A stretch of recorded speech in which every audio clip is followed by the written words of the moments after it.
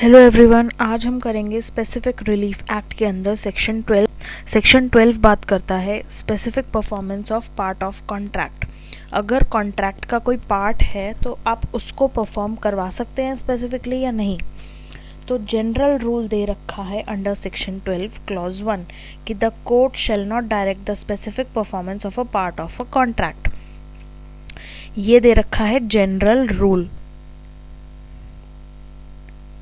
कि part of the contract को कभी भी कोर्ट स्पेसिफिकली परफॉर्मेंस के लिए डायरेक्ट नहीं करेगी, बट इसके एक्सेप्शंस भी हैं जो कि दे रखे हैं इसी सेक्शन के अंदर। क्लॉज 2 के अंदर इसके एक्सेप्शन दे रखा है और क्लॉज 1 में भी बोला है कि except as otherwise here and after provided. अगर इस सेक्शन के अंदर ही इन दिस सेक्शन के अंदर ही कुछ प्रोवाइड किया गया है अदरवाइज, तो उसको छोड़कर जनरल रूल ये है जो यहाँ दे रखा है, बट एक्सेप्शंस भी हो सकती हैं इसकी। अब एक्सेप्शन क्या है? जहाँ पर कोई एक कॉन्ट्रैक्ट है, ये कॉन्ट्रैक्ट में ये पार्ट परफॉर्म नहीं की हो सकता या लेफ्ट अनपरफॉर्म रह गया है किसी वजह से, तो ये अनेबल टू परफॉर्म हो गया है। अब ये अनेबल टू परफॉर्म जो हो गया है अब ये बहुत स्मॉल पोर्शन है। Suppose 20% of the contract perform नहीं किया जा सकता, but 80% of the contract perform किया जा सकता है। तो जो ये 20% है जो परफॉर्म नहीं किया जा सकता वो बहुत स्मॉल पोर्शन है। तो इसी वजह से, क्योंकि ये स्मॉल पोर्शन है, तो जो larger portion of the contract है जिसको परफॉर्म किया जा सकता है, उसके लिए आप कोर्ट में स्पेसिफिक परफॉर्मेंस के लिए अप्लाई कर सकते हो। तो कोर्ट की ये डिस्क्रिशन है, वो कॉन्ट्रैक्ट को देखेगी, उसका नेचर देखेगी। तो पार्ट ऑफ द कॉन्ट्रैक्ट की जब बात आती है तो यहाँ पर कोर्ट की डिस्क्रिशनरी पावर है कि वो आपको स्पेसिफिक परफॉर्मेंस ग्रांट करेगी या नहीं करेगी, या स्पेसिफिक परफॉर्मेंस के लिए पार्टी को डायरेक्ट कर रही है या नहीं कर रही है। तो पार्ट ऑफ द कॉन्ट्रैक्ट में कोर्ट सिर्फ ये देखेगी कॉन्ट्रैक्ट का नेचर कैसा है, क्या है, कितना पोर्शन परफॉर्म हो गया है, कितना पोर्शन परफॉर्म नहीं हो पा रहा है, कितना पोर्शन परफॉर्म हो सकता है। तो अगर बहुत स्मॉल पोर्शन है जो अनपरफॉर्म्ड रह गया है एंड जो बाकी का बचा हुआ पोर्शन है कॉन्ट्रैक्ट का वो परफॉर्म किया जा सकता है, तो कोर्ट परफॉर्मेंस के लिए डायरेक्ट कर सकती है। Where a party to a contract is unable to perform the whole of his part. ये पार्टी टू द कॉन्ट्रैक्ट है, whole of the part of the contract का सिर्फ ये वाला पार्ट वो परफॉर्म नहीं कर पा रही है। और ये वाला पार्ट कैसा है? But the part which must be left unperform, जो अनपरफॉर्म्ड रह गया है वो पार्ट, वो क्या है? स्मॉल पोर्शन है उस to the whole in value and admits of compensation in money. पूरे होल वैल्यू का एक छोटा सा पार्ट है एंड वो उसके अगेंस्ट कंपनसेशन एडमिट कर रहा है। तो क्या होगा? कोर्ट की डिस्क्रिशनरी पावर है यहाँ पे कि अगर at the suit of either party यहाँ पे सूट फाइल कर सकती है। ऐसा नहीं है कि यहाँ पर प्रोमिसर फाइल करेगा या प्रोमिस ही नहीं करेगा, यहाँ पर दोनों पार्टीज़ के पास राइट है स्पेसिफिक परफॉर्मेंस क्लेम करने का। तो कोई भी पार्टी अगर कोर्ट में स्पेसिफिक परफॉर्मेंस के लिए केस फाइल कर रही है, सू कर रही है, तो कोर्ट डायरेक्ट कर सकती है स्पेसिफिक परफॉर्मेंस को, और कोर्ट कहेगी कि जितना परसेंट यानी कि 80% अगर आप परफॉर्म कर सकते हैं तो उसको परफॉर्म कीजिए, एंड जो 20% जो smaller portion of the contract रह गया है अनपरफॉर्म्ड, उसके लिए आप कंपनसेशन अवार्ड कर दीजिए। एंड अवार्ड कंपनसेशन करेगी in money for the deficiency. जो भी कमी रह गई थी उन गुड्स में, उनको पूरा करने के लिए आप कंपनसेशन अवार्ड कर देंगे। तो कोर्ट स्पेसिफिक परफॉर्मेंस देगी 80% का एंड 20% के लिए देगी कंपनसेशन। नेक्स्ट क्लॉज 3 में बात कर रहे हैं कि where a party to a contract is unable to perform. यहाँ पर भी यही है कि पार्टी जो है वो अनेबल हो गई है, परफॉर्म नहीं कर पा रही है whole of the part of it को, पूरे कॉन्ट्रैक्ट को वो परफॉर्म नहीं कर पा रही है, and part of which must be left unperformed, and इसमें से जो ये पार्ट है ये अनपरफॉर्म्ड रह गया है। अब इसमें दो सिचुएशंस दे रखी हैं। ए क्या कह रही है कि जो लेफ्ट अनपरफॉर्म्ड रह गया है पार्ट, वो कंसिडरेबल पार्ट था पूरे कॉन्ट्रैक्ट का। जो ये पार्ट, ये जो अनपरफॉर्म्ड रह गया है, ये बहुत इम्पॉर्टेंट था पूरे कॉन्ट्रैक्ट का, बहुत इम्पॉर्टेंट हिस्सा था ये।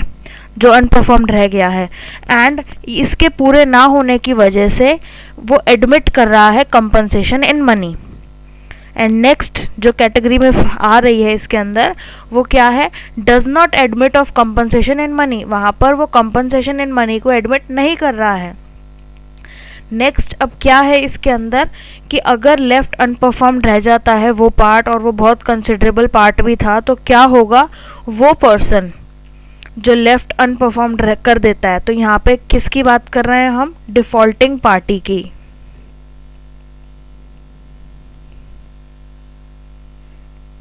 ही इज नॉट एंटाइटल, यहाँ पे ही क्या है, डिफॉल्टिंग पार्टी है।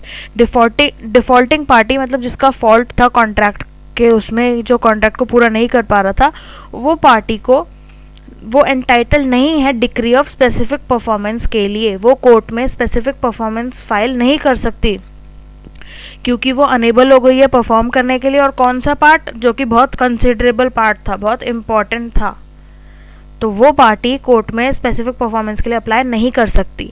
बट कोर्ट क्या कर सकती है, अगर जो दूसरी पार्टी है, जो अदर पार्टी है, अगर वो कोर्ट में स्यू करती है डिफॉल्टिंग पार्टी को स्पेसिफिक परफॉर्मेंस के लिए, तो कोर्ट क्या करेगी, कोर्ट डायरेक्ट कर सकती है। यहाँ पे कोर्ट की डिस्क्रिशनरी पावर है कि कोर्ट डायरेक्ट कर सकती है डिफॉल्टिंग पार्टी को कि आप परफॉर्म करो स्पेसिफिकली उतना, so much of his part of contract as he can perform, जितना आप इसको परफॉर्म कर सकते हो आप उतना परफॉर्म करिए।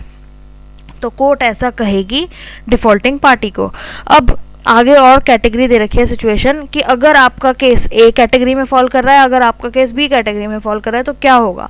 अब in a case falling under clause A, अगर आपका केस क्लॉज ए के अंदर फॉल कर रहा है तो क्या होगा, बी के अंदर फॉल कर रहा है तो क्या होगा। अगर आपका केस ए में फॉल करता है तो जो अदर पार्टी है वो पे करेगी या पे करने के लिए अग्री करेगी consideration for the whole of the contract, या तो वो उसने ये पूरा कॉन्ट्रैक्ट था, इस पूरे कॉन्ट्रैक्ट के लिए पहले ही डिसाइड हो गया था कि 1000 रुपीज़ देने हैं। अब 1000 रुपीज़ में ये पूरे कॉन्ट्रैक्ट की बात हुई थी ना, बट पूरा कॉन्ट्रैक्ट तो परफॉर्म नहीं हो पाया, इसका जो ये वाला पार्ट था ये परफॉर्म नहीं हो पाया, तो इसका डिडक्शंस होंगी कि नहीं होंगी कंसिडरेशन में से।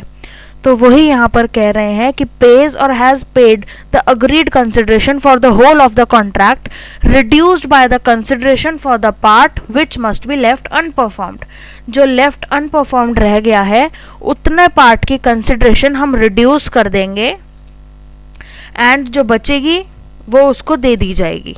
जो ये वाला पार्ट है सिर्फ इसकी कंसिडरेशन दी जाएगी, इसकी कंसिडरेशन नहीं दी जाएगी क्योंकि ये लेफ्ट अनपरफॉर्म्ड है।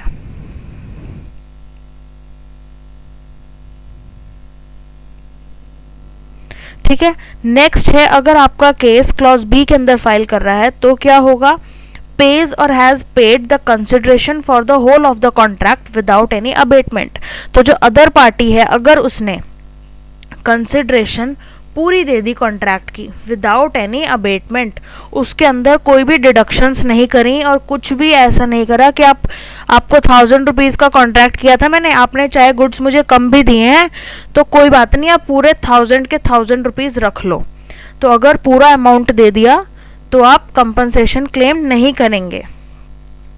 अब यहाँ पर क्या कह रहे हैं सेकंड में, इन ईदर केस, चाहे फर्स्ट की बात करें, चाहे आपका क्लॉज ए के अंदर फाइल कर रहा, ए के अंदर फॉल कर रहा है आपका केस, चाहे आपका केस बी के अंदर फॉल कर रहा है, दोनों ही केस के अंदर रिलिंक्विश हो रहे हैं आपके all claims of performance of the remaining part. ये कॉन्ट्रैक्ट था, आपने ये हाफ को परफॉर्म करा लिया, ये हाफ जो है वो परफॉर्म नहीं हो पाया, तो आपने इस हाफ के लिए कंपनसेशन क्लेम किया एंड इसके लिए कंसिडरेशन पे करके उतने गुड्स ले लिए, परफॉर्म कर लिया। अब यहाँ पर आप रिलिंक्विश कर देते हैं अपना क्लेम कि आप परफॉर्मेंस करा सकते हो उस रिमेनिंग पार्ट का। अगर आपने इस जो लेफ्ट अनपरफॉर्म पार्ट था उसके लिए आपने अगर कंपनसेशन ले लिया तो आप इसको परफॉर्म नहीं करा सकते। क्यों नहीं करा सकते? क्योंकि आपने उसी के लिए तो कंपनसेशन लिया है, तो आप नहीं करा सकते बाद में उसको स्पेसिफिकली परफॉर्म। एंड अगर आपने कंसिडरेशन पूरी पे कर दी है, कंसिडरेशन पूरी पे करने के बाद आपने इसको खुद वेव कर दिए है अपना राइट टू कंपनसेशन का। जब आपने कंसिडरेशन अपनी मर्जी से पूरी पे करी है, 1000 रुपीज़ तय हुआ था कॉन्ट्रैक्ट के अंदर, कॉन्ट्रैक्ट पूरा परफॉर्म नहीं हुआ, आपने उसके लिए कोई डिडक्शंस नहीं करी, जो लेफ्ट अनपरफॉर्म पार्ट रह गया था आपने बिना डिडक्शंस के पूरी कंसिडरेशन पे कर दी, तो यहाँ पर आपने खुद अपना राइट गवा दिया है राइट टू कंपनसेशन का, या ईदर फॉर डेफिशिएंसी, या तो कोई कमी के लिए या कोई भी लॉस के लिए जो डिफॉल्टिंग पार्टी की वजह से उसको हुआ है। अब क्लॉज 4 बात कर रहा है व्हेन कोई एक कॉन्ट्रैक्ट है, कॉन्ट्रैक्ट के ही 2 अलग अलग पार्ट हैं, ये अलग पार्ट है, ये अलग पार्ट है, और दोनों ही इंडिपेंडेंट हैं और सेपरेट हैं। तो इंडिपेंडेंट एंड सेपरेट होने की वजह से दोनों अलग अलग इंडिपेंडेंट एंड सेपरेट फुटिंग पर हैं ऑफ द सेम कॉन्ट्रैक्ट का, एंड जो ये वाला पार्ट है ये परफॉर्म किया जा सकता है एंड ये वाला कॉन्ट्रैक्ट परफॉर्म नहीं किया जा सकता। तो क्या होगा, the other part of the same contract which can not be perform, can not or ought not to be specifically perform, जो अदर कॉन्ट्रैक्ट है वो परफॉर्म नहीं किया जा सकता, तो द कोर्ट में direct the performance of former part, जो फॉर्मर पार्ट जो पहले वाला पार्ट है उसको कोर्ट कहेगी आप उसको स्पेसिफिकली परफॉर्म कर दो, क्योंकि यहाँ पर दोनों कॉन्ट्रैक्ट जो थे सेपरेट और इंडिपेंडेंट फुटिंग पर थे एक सेम कॉन्ट्रैक्ट के, तो इसीलिए यहाँ पर स्पेसिफिक परफॉर्मेंस किया जा सकता है। नेक्स्ट है एक्सप्लेनेशन। एक्सप्लेनेशन हमें बताता है कि सेक्शन 12 जो है वो कहाँ कहाँ अप्लाई हो सकता है। For the purpose of this section, ये सेक्शन वहाँ अप्लाई होगा जहाँ पर party to a contract shall be deemed to be unable to perform, जहाँ पर पार्टी जो है अनेबल हो जाएगी परफॉर्म करने के लिए, part of whole of is part or a portion of its subject matter exist at the time of contract and has ceased to exist at the time of performance. Suppose contract हुआ shoes के लिए लेकर, clothes के लिए, कोई food items हैं या कोई होम डेकोर की आइटम्स हैं, कोई ग्लास की आइटम्स हैं, तो ये बहुत सारी आइटम्स एक्सेट्रा, बहुत सारी ऐसी आइटम्स और भी हो सकती हैं। सपोज शूज़ के लिए कॉन्ट्रैक्ट किया कि आपको 1000 पेयर ऑफ शूज़ डिलीवर करने हैं, बट 1000 आप पेयर ऑफ शूज़ आप डिलीवर नहीं कर पाए, कुछ हुआ ऐसा, या चूहे जो है उन्होंने जूतों को कुतर दिया, वो जूते ख़राब हो गए, उसमें से बहुत सारे पेयर्स, तो सपोज 100 पेयर्स ख़राब हो गए तो कितने बचे 900 पेयर्स, तो यहाँ पर सिर्फ 900 पेयर्स को ही आप परफॉर्म करा सकते हैं। लेकिन जब आपने कॉन्ट्रैक्ट किया था क्या लिखा है, सब्जेक्ट मैटर एग्जिस्ट कर रहा था, subject matter existing at the time of the contract and has ceased to exist, but बाद में क्या हुआ, सब्सिक्वेंटली कॉन्ट्रैक्ट बनने के बाद क्या हुआ, चूहों ने उनको कुतर लिया, तो कितने बचे 900 पेयर ऑफ शूज़ बचे, तो यहाँ पे cease to exist at the time of it performance. जब परफॉर्मेंस की बारी आई तो जो सब्जेक्ट मैटर था कॉन्ट्रैक्ट का, उनमें से कुछ सब्जेक्ट मैटर जो था वो ख़राब हो गया, तो कुछ शूज़ ख़राब हो गए, 100 शूज़ ख़राब हो गए, तो जितने बचे आप उनको स्पेसिफिकली परफॉर्मेंस करा सकते हो।